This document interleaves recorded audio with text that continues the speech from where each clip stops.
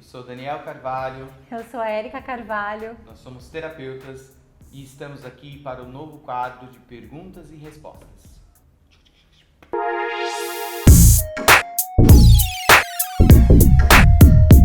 Recentemente lançamos um quadro sobre perguntas e respostas e pedimos para que vocês nos mandassem perguntas para que pudéssemos responder para vocês.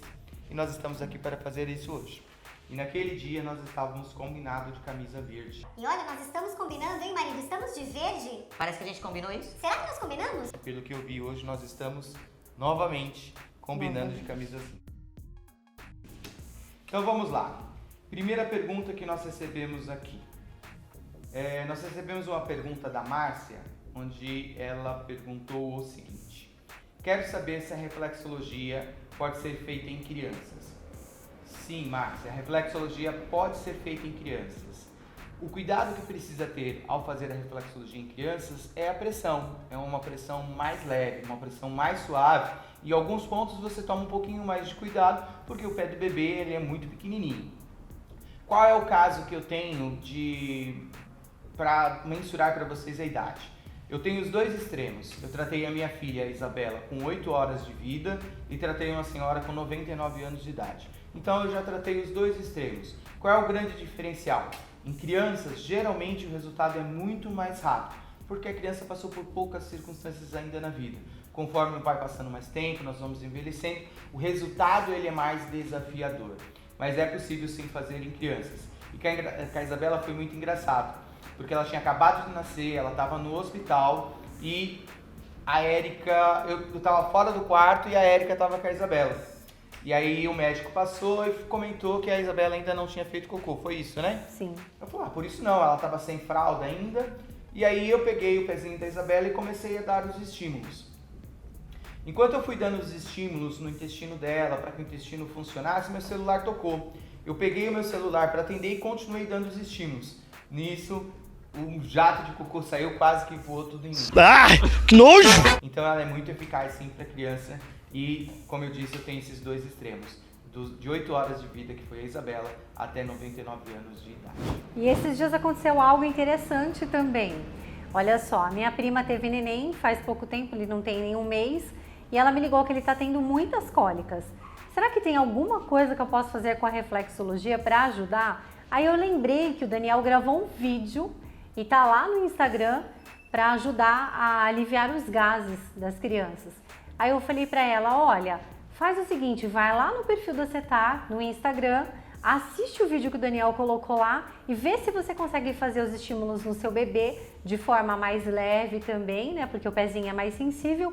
E olha, ela mandou mensagem para mim dizendo que foi ótimo, que ela conseguiu fazer os estímulos, que o bebê ficou mais tranquilinho e que ele conseguiu dormir. Então, realmente, essa técnica é fantástica e funciona assim. Muito bem, muito bem. A próxima pergunta foi de uma seguidora do Instagram. Ela fez a seguinte pergunta: sentimentos confusos, não saber o que você mesmo sente. O que poderia ser isso, Érica? Olha, eu acredito que quando nós estamos confusas, sem entender o que nós sentimos, é necessário entrar na buscar o autoconhecimento, procurar me entender mais, saber por que de repente eu sinto um incômodo, sinto uma angústia, fico confusa, fico irritada, não sei o que me deixa feliz. Como tem aquela frase famosa de Alice no País das Maravilhas, se você não sabe onde quer chegar, qualquer caminho serve.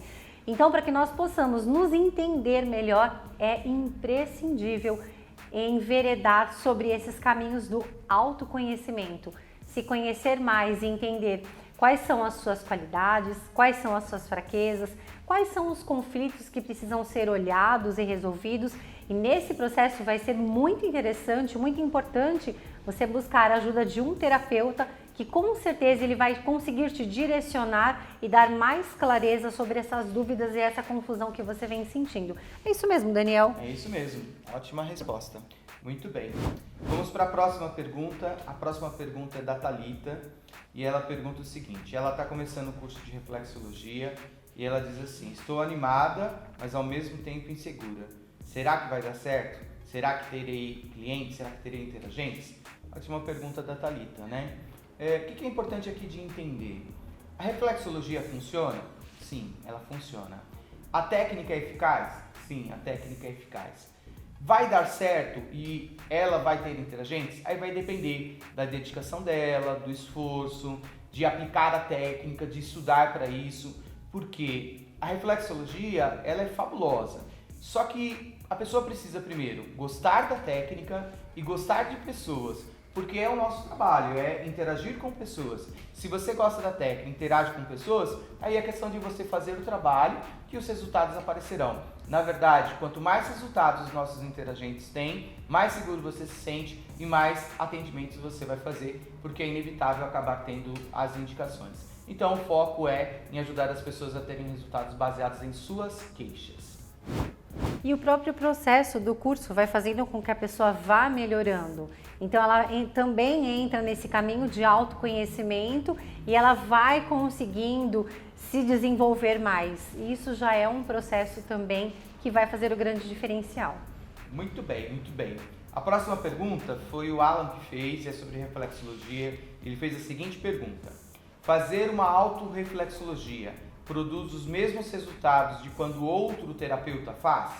Não, não produz os mesmos efeitos. Ela consegue atingir algum tipo de resultado? Sim, é possível conseguir atingir algum tipo de resultado. E aí nós estamos falando da reflexologia podal. O que acontece? Na reflexologia podal, eu preciso dar os estímulos e enxergar aonde eu estou dando os estímulos. Se eu dobrar o meu pé para dar os estímulos, eu não consigo ser tão preciso quando uma outra pessoa está fazendo os estímulos. Então, a resposta é: a autorreflexologia podal, ela não é tão eficaz para você se auto-aplicar, né? A autorreflexologia. Então, o ideal é que procuremos um terapeuta para que ele possa aplicar a reflexologia em nós. Mas o principal fato é justamente por não conseguirmos ser tão assertivos na localização dos pontos quando eu dobrar, fora o desconforto que vai gerar de eu ter que dobrar o meu pé e ficar dando os estímulos. Então ela traz sim algum tipo de resultado, mas não é o mesmo resultado de quando um terapeuta faz a sessão de reflexologia. Muito bem, agora tem perguntas, são 4 perguntas, mas está relacionada a nós, a como nós lidamos com algumas circunstâncias. A primeira pergunta é da Érica, ela pergunta o seguinte: como vocês constroem os planos para o futuro? Existe um plano em comum e os pessoais?